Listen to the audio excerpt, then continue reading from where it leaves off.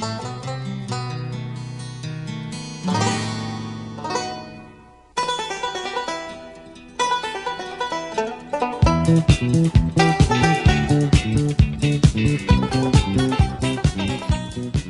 and welcome to another episode of the Cover Zero podcast, the show where I cover the least in the best way possible. I'm your host, Jason Wells.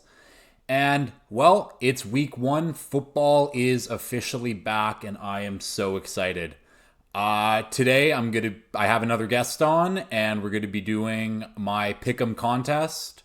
I'll explain the rules once we get to that part, and also going to go over some final award predictions. But first, a few news and notes from last week. To start off, let's talk about Russell Wilson. He signed a contract extension with the Broncos that keeps him there for 7 more years. Still not the highest paid contract because Deshaun Watson and the Browns ruined that market for the time being. Big move for Denver. Big move to keep Russ there. The deal does have him there until he's 40, but the way that QBs have been playing recently, it seems very easily that he should be able to play at a decently high level until he's 40. Obviously, with the way he plays, who knows? And this is more on the unfortunate side, but Titans linebacker pass rusher Harold Landry tore his ACL and is out for the season. I was expecting big things from him this year. He's a huge help for them on their front seven. This is a big loss for that defense that is really good. Bad news for the Titans going into the season. Joining me now, we got my second ever guest, a guy who I've known from middle school, went to high school together, played hockey together, and now he's sadly a Chargers fan. He's probably the only other person who I know who's felt more pain than I have watching football. So, yeah, welcome to the pod, Tom Spillz, what's up?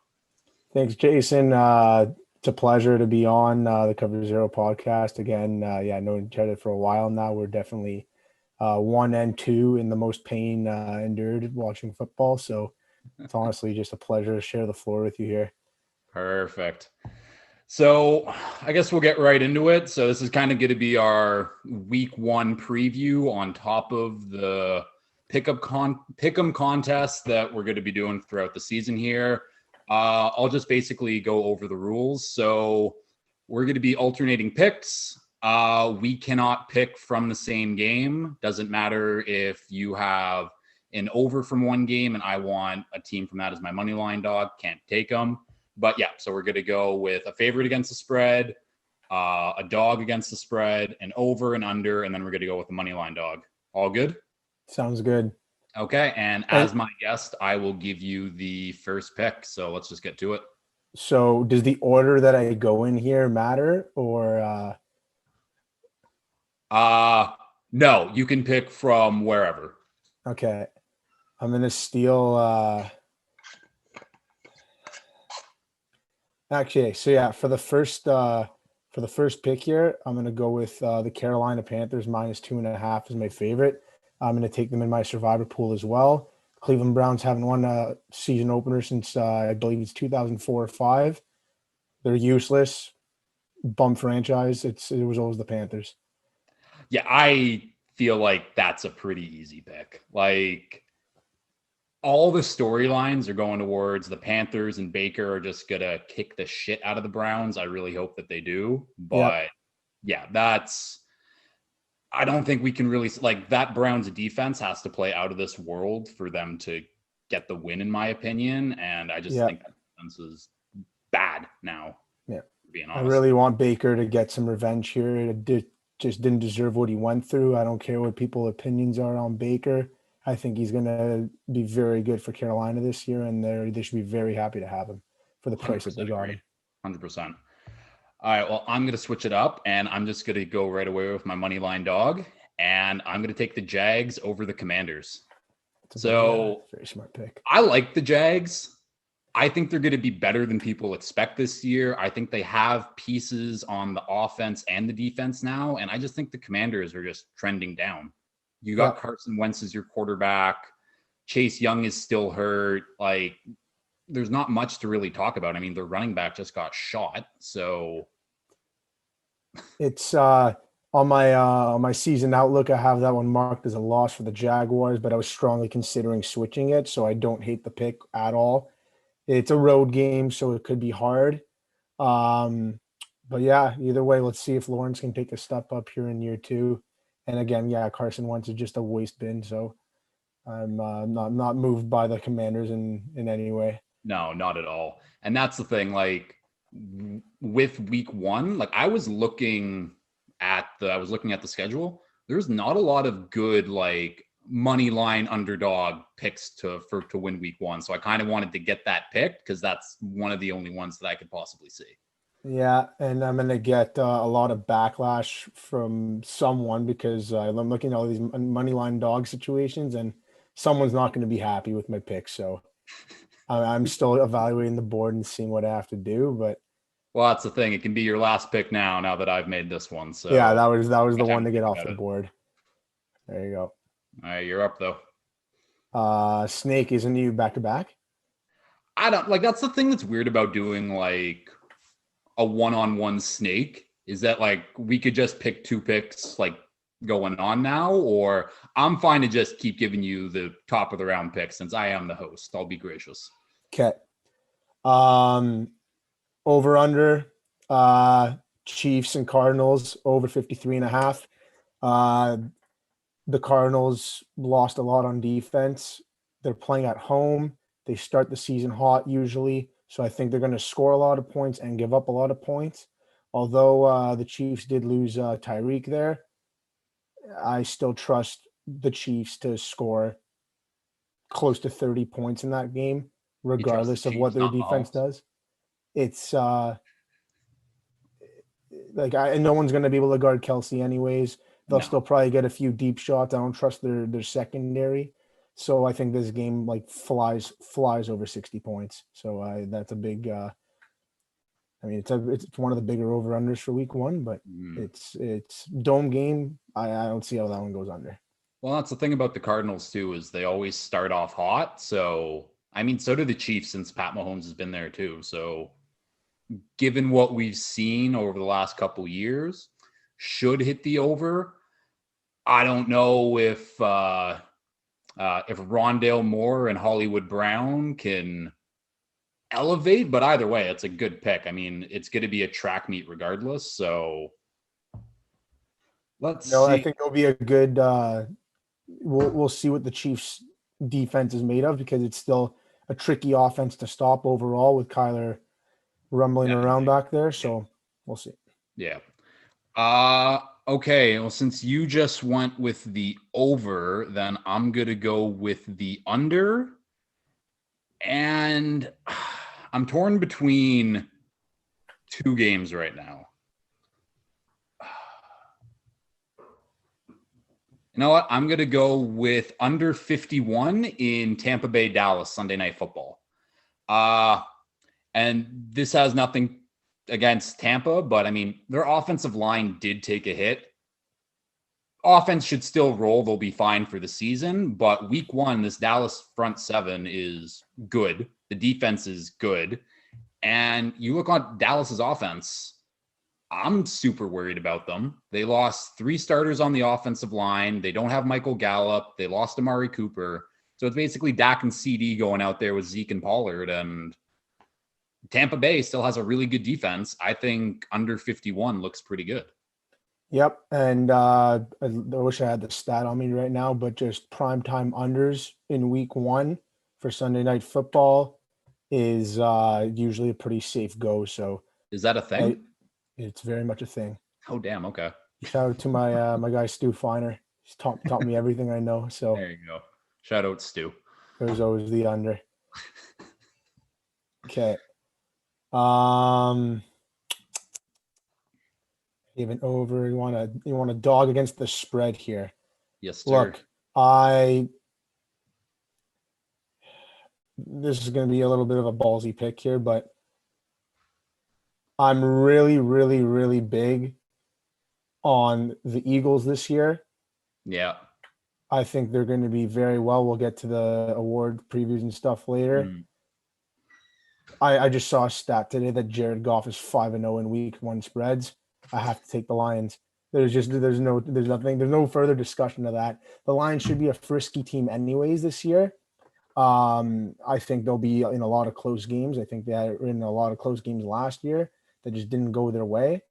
And I think they can stay within the number here. Philly also blew them out last year. I think it's a little bit of a revenge game on their end. So I think they could stay within the number at least at home in week one here. I had this on my list too, so good pick. But yeah, again, I really like the Lions this year. I think the Lions could easily be 7-8 win team. That wouldn't shock me anyways. Like that offense, Jared Goff aside, good to go. But it'll be a weird week one because it's got a lot of pressure on the Eagles to come out like swinging right away. And if they play close games to the Lions, I feel like a lot of people will be down on them going into week two anyways. I agree. But okay. Well, I'm just going to get it out of the way. I'm going to take my favorite, and it's going to be Miami -3.5. So, I mean, obviously, this has been talking shit for a month now that we're going to steamroll them. Yeah. If the line was -10, I'd still take Miami here, but it's -3.5, so should be fine. Yeah, I'll let you talk about it. I've talked about this forever now, so give me your opinion on Dolphins-Pats week one. Look, regardless of who's on the team this year, I don't care who's on either side of the ball. The Patriots just have issues playing Miami. Miami's playing at home. They're probably going to win the game. I have Miami winning this game. The Patriots had a lot of changes on the defensive side of the ball.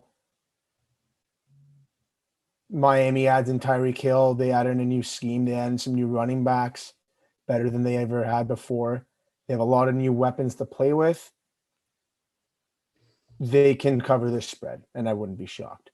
Do they win by 10-plus points and kick the shit out of them like you're saying? I don't know. I'm not going to go that far, but they can easily win by a touchdown, and everyone's happy.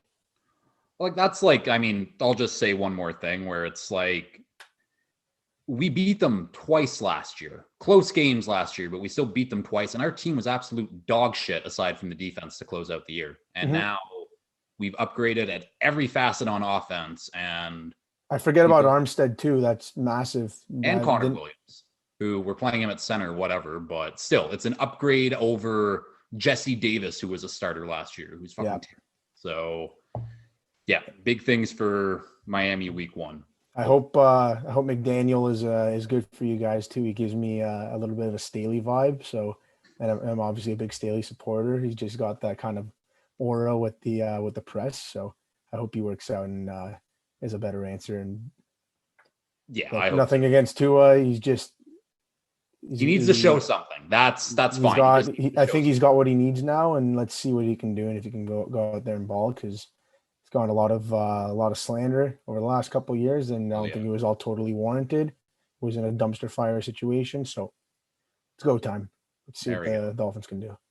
My under is going to be the Saints and Falcons under 42.5. Again, Jameis hasn't played football in a while. I think the Saints are going to be a pretty solid team overall, but I think they'll be carried more by their defense this year. The Falcons, I think, are going to be contending for the number one overall pick, although I think Mariota showed some flashes and actually had the number one PFF grade in the preseason for all passers.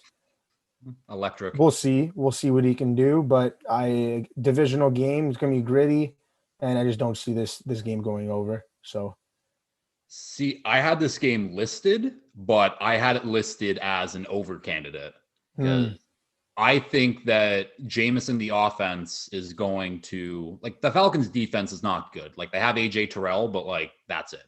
They signed Casey Hayward. He's still pretty good. Yeah, he's solid, but I mean, like, overall, there's missing pieces for sure. Yeah, 100%. But I think, like the Saints offense, Kamara, Michael Thomas, Chris Olave, Jarvis Landry, Jameis Winston at quarterback should put up a shit ton of points. The defense. Do we know if Thomas is playing this week? Is Thomas playing this week? I mean, I hope he is. He's on all my fantasy teams, so we better be. But I'm pretty sure he's playing. I checked the injury report. God damn it. Whatever.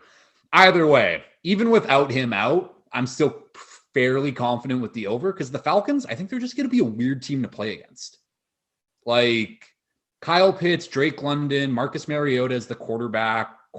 They still got Cordero Patterson, who's going to be playing whatever position he wants to. A lot of mismatches. It's true. It's kind of hard to scheme against them, but like it's weird. Yeah, like exactly. Where I don't think, especially week one, without any tape on the Falcons, they're going to be a tough team to play against because they're going to be doing a lot of different stuff that, I mean, not a lot of other teams are doing right now. I think. Also, Marcus May should be out because of something happened to him the other day. He got some arrest charge. I don't think he'll be there either. So that's a pretty big loss. Yeah, even better for the over then. Yeah. Okay. Next up, I'll go with my dog, and I'm going to take the Giants plus 5.5 over the Titans. Nice. This was a game that I looked at a few weeks ago, and I was like, yeah, kind of like the Giants. And then I watched what happened in training camp, and I'm like, not so hot on the Giants anymore. But then Harold Landry, unfortunately, tore his ACL, and I don't think that Titans defense is going to be as good as they were. And I weirdly believe in the Giants offense. Like, yeah, Daniel Jones is bad and he's the quarterback, but like, I think Saquon's going to have a resurgence this year. I like Kadarius Toney a lot. They still have Sterling Shepard, Darius Slayton's still there. They're paying Kenny Golladay a shit ton of money, but he's a decent wide receiver. It's not like he's bad. And they drafted Wan'Dale Robinson, and the offensive line's looking better than has over years past, but I just feel like the Giants are kind of trending up while the Titans just took a steep cliff down this offseason. And I think they're just going to give Derrick Henry the ball 40 times a game. So if you can stop the run, you can stop the Titans, but it's a lot. They're a dog for a reason. They're almost a full touchdown down. So, but I think they can cover that spread. Yeah. I think they can be pretty stingy at the gate. I like what they did on defense this year. On offense, we'll see. They might not even need that many points from their offense to cover the spread because I think Tennessee is going to be very one-dimensional, especially out the gate. I honestly regret not taking this as my under now that you spoke me through that. This one is a prime under candidate as well. But I was legit shocked. Like, I was like, Giants, but that's like one of the only dog spreads that I truly do like. Yeah, they can stay within the number there. Yeah. I hope they do because I don't want I want Tennessee to be kind of shaky off the bat. I want to see Malik Willis in there and see what he can do, even though he's not totally NFL ready. I really don't care. He's just an electrifying player. Get him out there, get him the reps. Yeah. Like, he's fun to watch. I hope that they get him out in some sub packages where he's running the football or something. But hey, your last pick. Okay. Here's my conflict. I was gonna go in best bet of the week on Buffalo Bills, but something is telling me that Rams at home as a money line dog in game one is just speaking to me. Yeah. I'm going to lock that in as my pick. I'm going to go with the Rams, even though we'll chat about the Bills in a bit, but I have all the expectations for the Bills this year. It's tough. Trey White's not playing in this game. He's out for the first 4 weeks. Mm-hmm. They have Kader Elam as their cornerback too. I don't know how you're going to maintain Kupp and A-Rob. Like, it's going to be either way. There's going to be a track meet kind of game. I think it's going to be a lot like last year's week opener with Dallas and Tampa, where it's just I hope so. back and forth. But give me the Super Bowl champs at home in week one. Regardless, I know they lost a lot this year. They're all banged up. Stafford has an elbow. All this stuff's going on. It's just too much public money on the Bills. I think the Rams pull this one out in a very, very, very close game. That's the thing. Like the Rams, they just won the Super Bowl, so you can't discount them until you see it on the field come week one. But They have a lot of ifs going into the game. And I mean, the Bills' big if is that secondary. They still have the 2 all-pro safeties. But, like, yeah, Kaiir Elam and Dane Jackson as your starting corners against the, I mean, what, like top 3 wide receiver in football, and then Allen Robinson, who's been criminally underrated his whole career. Who's also coming out with a vengeance because of all the Yep. he's never had a quarterback like Stafford to throw him the ball. He's No. always been regarded as a good receiver. He's never really gotten to show it other than that one year with Bortles when he had 1,400 yards. But it's I think he's due for a big year. He's coming into the year healthy, and I think he wants to prove himself and prove the world what he can do. Definitely wouldn't shock me if the Rams won that game. And with my last pick, I got my over, and I'm going to go over 52 for the Chargers Raiders. Only reason I'm taking this is because JC Jackson is out.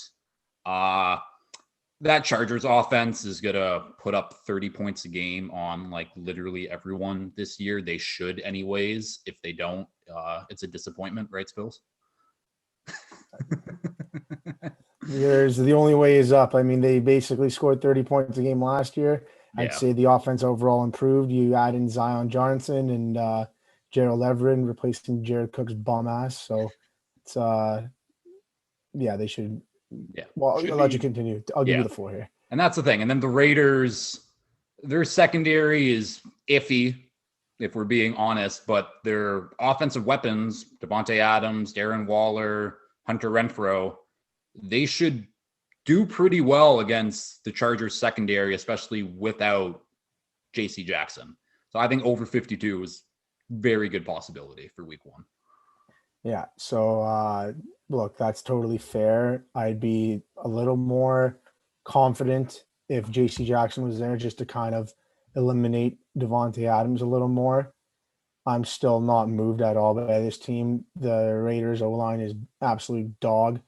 The Raiders overachieved. They had no business being a playoff team last year. I don't know how they got there. They won all these trash games against teams that they shouldn't have beat, including a Week 18 disaster, which we honestly, I'm glad I got to witness what the offense can do. But anyway, it takes 2 sides to win the game of football. So, look,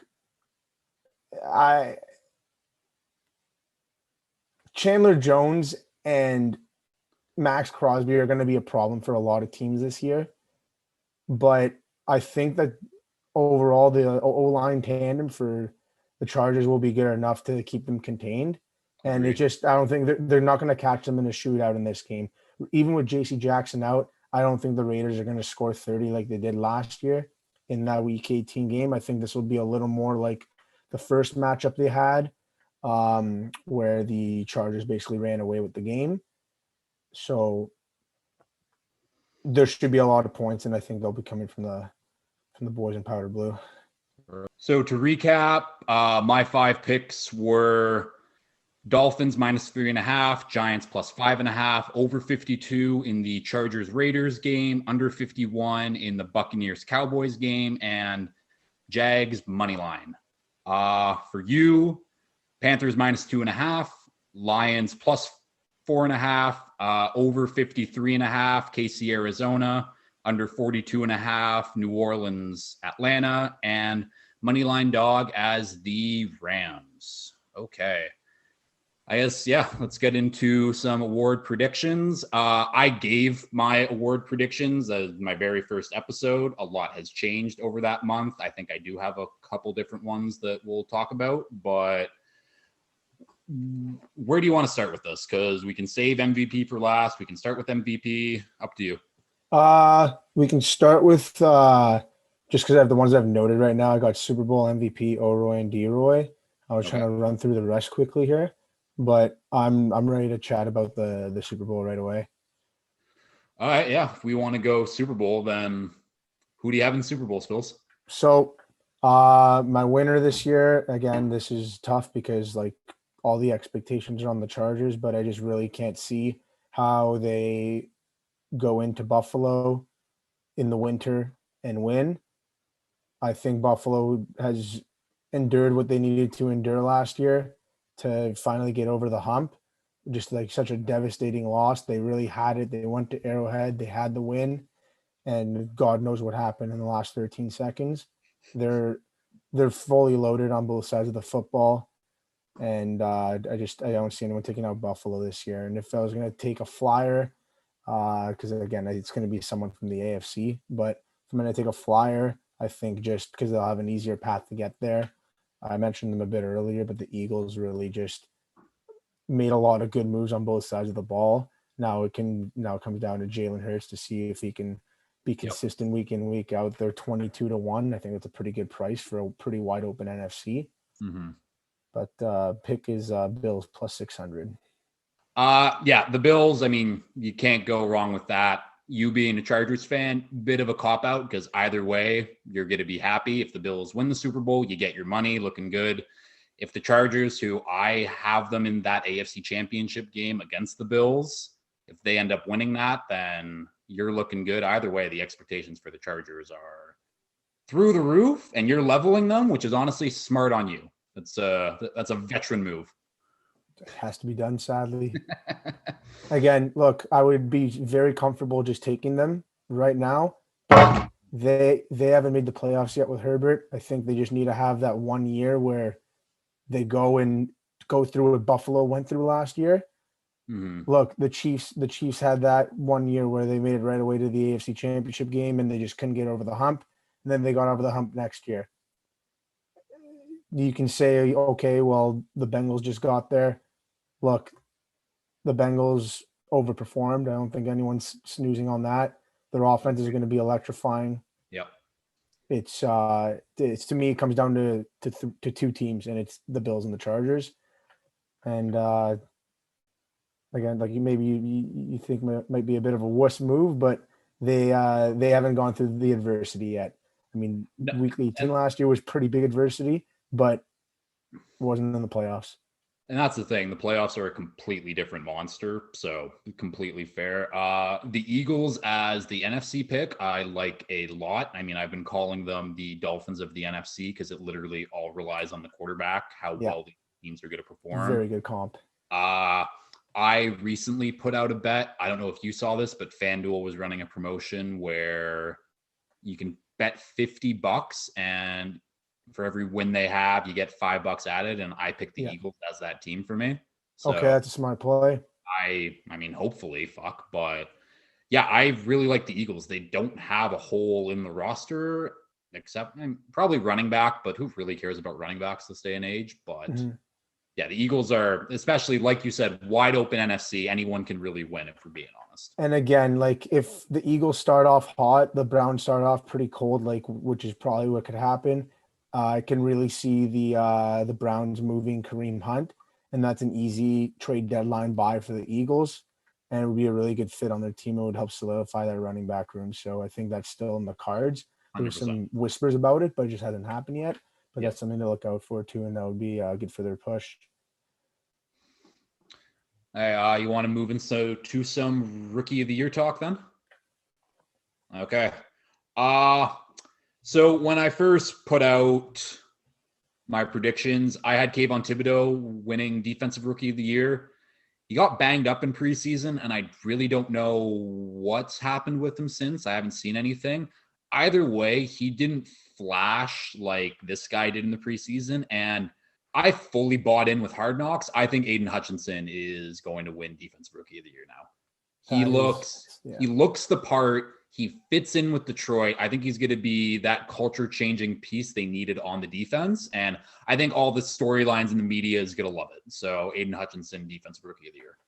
I totally agree. That is also my pick for my favorite for Defensive Rookie of the Year. He is just dynamite, great against the run, can get to the quarterback, and he's just got that fire. He gives me that Joey Bosa, Nick Bosa kind of vibe, and he's just going to be a centerpiece for that defense, and I'm really, really excited for what he can do. Yeah. And then if we're going to throw out a flyer pick here, just like back to the Eagles and to Kobe Dean. I don't know how quickly he'll get in there starting, but he can be very productive in that defense at plus 2,000. I think that's a very good, like, small unit play. That's super safe value for a guy who should be the starter for them at some point during the season, and he looked great during preseason. I still can't get over how far he fell in the draft, but whatever. People worried about a imaginary shoulder issue that never mattered, but we'll move on. So we'll go offensive rookie of the year.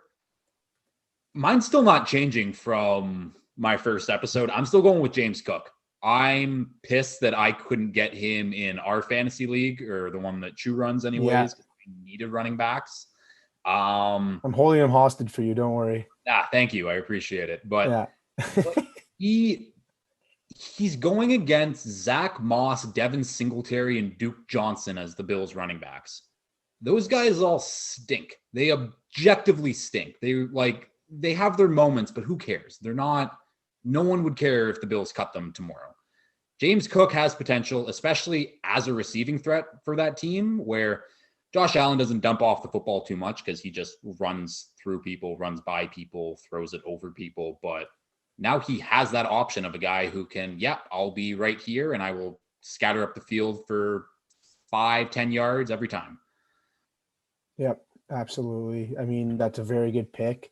I think earlier when you gave out that pick, the odds were a lot higher up too. I don't know what the price you got him at was, but early in the summer he was floating around plus 4,000. That's the thing. I think I got him at plus 2,500. So even when I got him, the odds went down. So he's plus 1,400 now. So I'm not going to give him as my winner, and I can't give him as my dark horse just because he's in that sweet spot. Yeah. I'm going to go with Drake London. I just think there's not a lot of pieces other than the offense comes down to Pitts, London, and that's your top two receiving options. I mean, Cordell Patterson will get his work. He's just going to get a lot of targets. If he can stay healthy, he already got banged up in, I think it was the first preseason game, already hurt his knee. But if he can stay healthy, he's going to have all the opportunity in the world to perform. And he's an athletic specimen, so I think he can come through and be pretty good on that end. Because that's the thing about offensive rookie of the year. There's not anyone who's like gonna run away or is like an immediate that's the favorite. It's pretty wide open right now, which I quite enjoy. I think if Kenny Pickett was starting week 1, I think he'd probably just win the award because he's a quarterback, but who knows when he eventually gets in. And I do like Drake London. I think he's in a receiving room where it's literally him and Kyle Pitts. He should get plenty of targets, plenty of opportunities to show out. So I do like that pick. Let's go to a boring one. I mean, comeback player of the year. I'll let you go. Okay. I'm going to go. I have my guy and I'm pretty confident in my guy, but I'm going to go with Baker just as like the safe pick, just because he's a quarterback. I think he's going to have an opportunity to be very, very effective. I think the market's a little too high on Jameis right now. Could be phenomenal, but he's at his ups and downs. Sean Payton's not there anymore. I'll just take the chance on Baker at a better price at 9-1. But regardless, that's my safer pick. Khalil Mack at plus 2,500 he can easily have 15 sacks this year and not even blink. So I think just if all the pieces can stay healthy on the Chargers, he's going to be the one to really step up and be able to show his presence. So I think Mack at 25-1 is just you have to put $10 on that. Yeah. See, the one thing I don't like about comeback player of the year is, so you mentioned a guy like Baker. Baker was just shit last year. Like, he was hurt, but like he's coming back from being bad essentially and getting traded.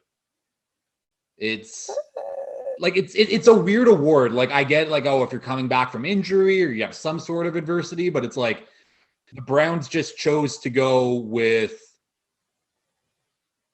a predator if we're a creep and not Baker, and now it's biting him in the ass. But it's again, like Baker can definitely win. It would not shock me if he wins, especially like a quarterback. Quarterbacks should be favorites for all the awards that aren't. So that aren't O'Roy. Yeah, exactly. So offensive player of the year. Yeah. Sorry.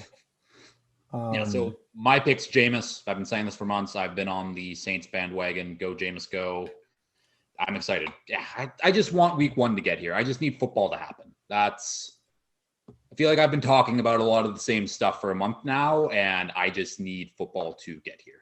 Yeah, we need to see if our takes that we've been spewing out all summer are if we're on pace or not. But the one I will add for comeback player of the year, I think I bet $1 on him in like late June, but I bet Carl Lawson at like plus 10,000.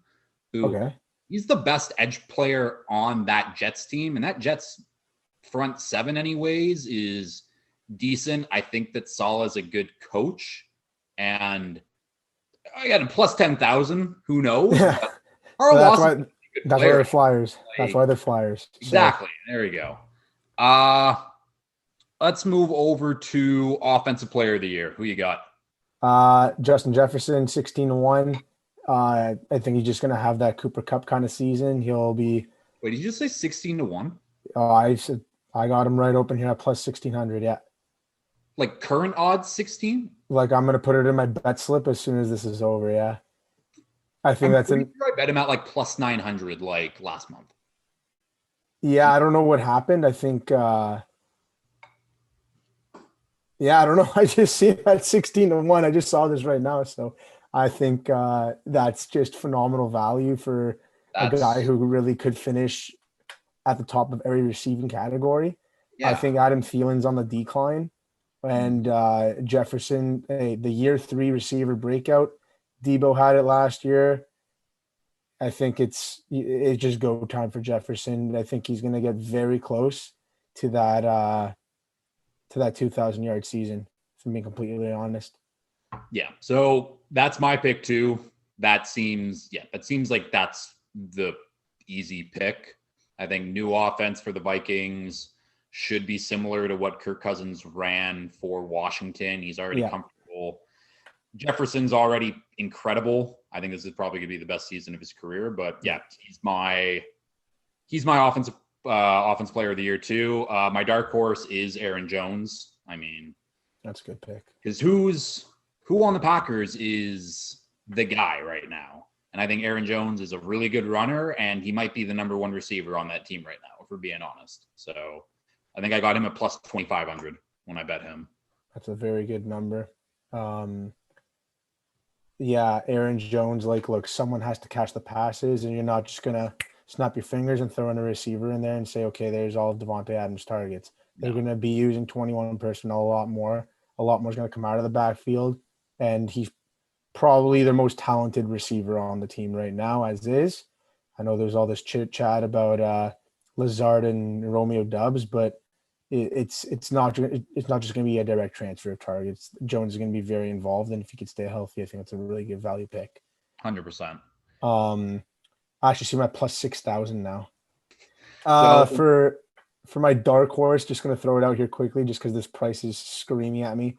DeAndre Swift plus 6,600. I think the Lions have a top 3 offensive line, and his ability as a runner and a receiving back, I think he's just going to be very, very involved and could have a really big breakout year this year. So I think Swift at that price is a really good dark horse pick. Definitely don't disagree there whatsoever. So we'll move over defensive player of the year. Who do you got?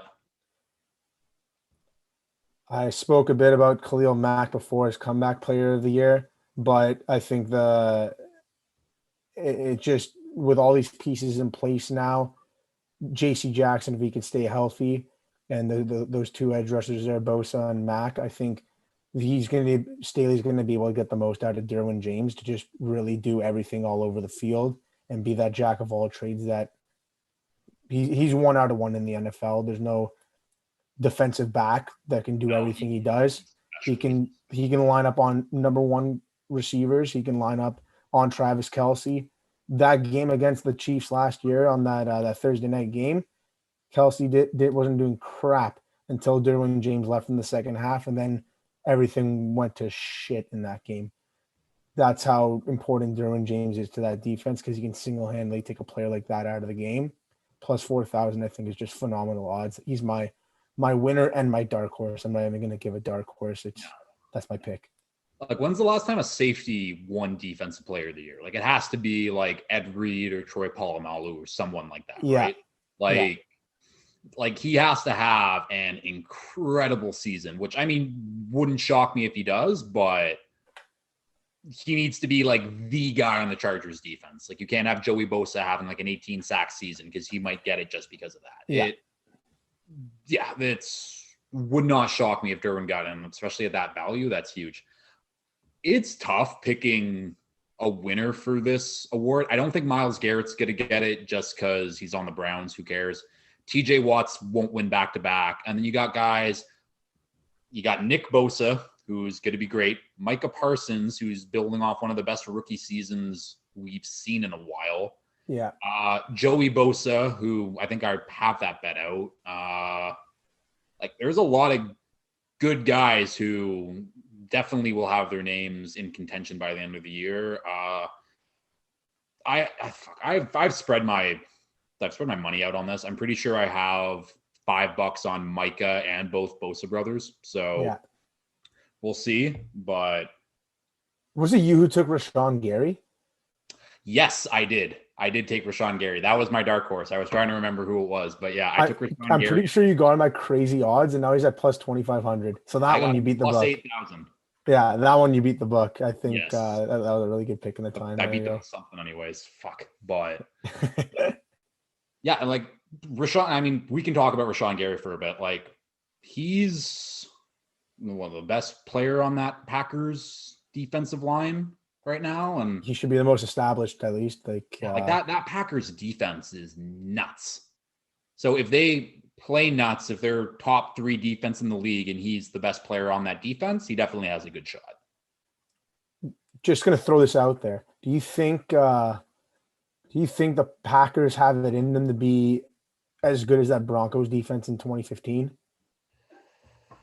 Because I think that's what it's going to take for them to win the Super Bowl this year.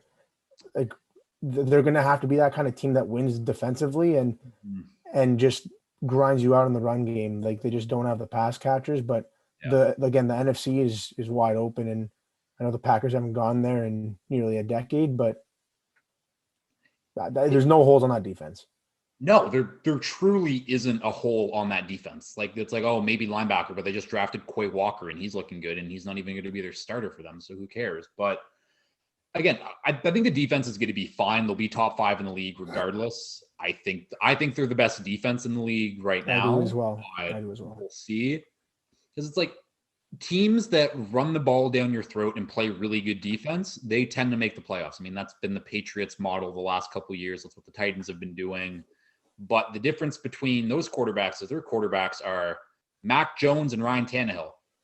Packers have the back-to-back MVP on their team. He can still hit every throw on the field, where if they go to a run-heavy offense, but you still have Aaron Rodgers as the quarterback, that sounds pretty damn good to me.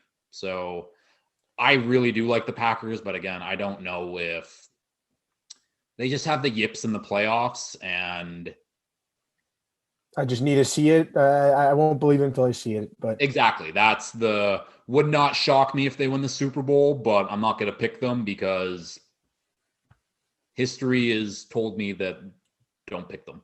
I'm rooting for them, though. I want them to get over the hump. I think Rodgers is just way too good of a quarterback to only have one Super Bowl.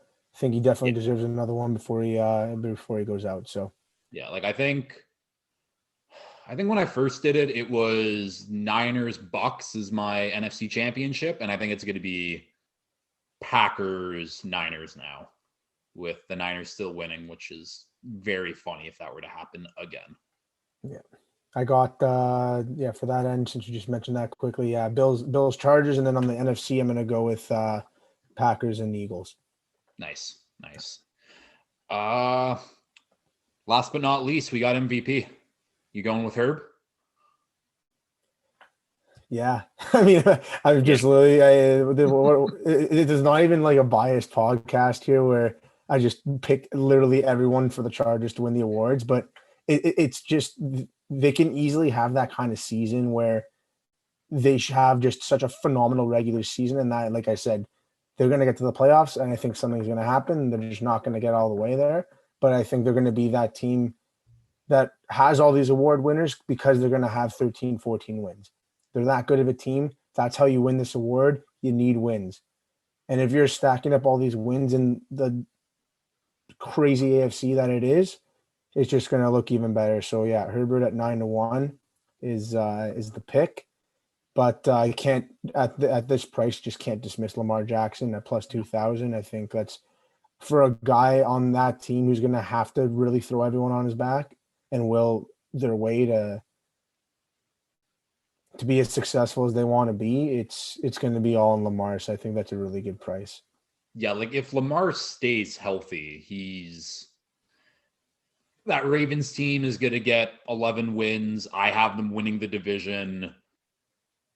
He's going to be great. He's going to do Lamar things. He'll be in that conversation towards the end of the year if the Ravens team stays healthy and is in contention at the end of the year. It's a really hard pick because I really truly think there's like 6-7 candidates who are going to be in it right till the end. Yeah. It's going to be one of the tighter races that we've had like in a while. Yeah. Oh, 100%. Oh, God. Okay, well, I guess that wraps it up. Thank you so much for coming on and doing this. I know schedule-wise, coming back from Florida over the Labor Day weekend, but it worked out, went great. Hopefully, I don't have to donate $20 come Monday morning because I don't have a lot of money right now. So, thank you very much. Really appreciate it. That was a blast. I hope I gave out some fire picks for the fans there, and hopefully you lock in some of those futures because I think I'm gonna have a good cash rate at the end of the year. So, God, I hope so. I hope so too, man. It's hey, it's go time. We're seeing the board amazingly, and anyways, that's I guess that's a wrap. So go Bolts and go Fins.